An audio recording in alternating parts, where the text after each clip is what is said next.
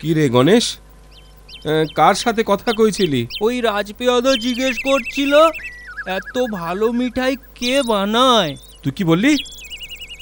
ওই লাল হাঁড়ির খবর ফাঁস করে দিসনি তো? কিরে কিরে চুপ করে আছিস কেন, বল। আমি তো বলতে চাইনি। সর্বনাশ করেছে, হাটে হাঁড়ি ভেঙে দিলি রে। ওরে ওরে গোবর গণেশ ছেলে আমার, এখন হাঁড়িটা সামনে রাখাই মুশকিল হবে। তোকে নিয়ে যে কি করি। থাম থাম বলছি, অনেক অনেক দোকানদারি করেছিস, এবার ঘরে যা।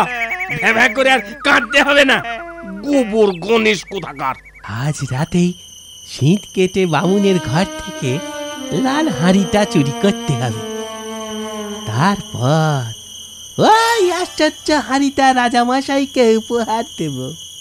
রাজামশাই উপহার পেয়ে খুশি হয়ে আমাকে নিশ্চয়ই অনেক স্বর্ণ মুদ্রা উপহার দেবেন। এরপর পায়ের উপর পা তুলে রাজার হালে জীবন কাটাবো।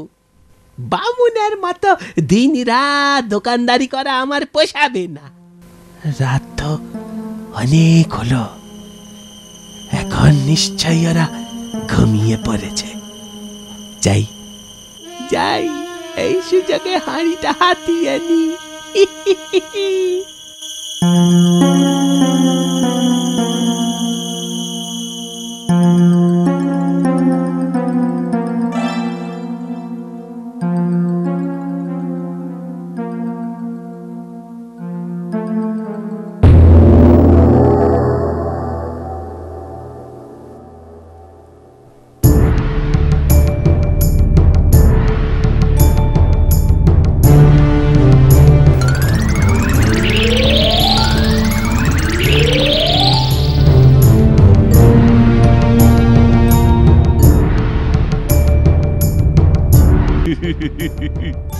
আশ্চর্য হাঁড়ি বাটে,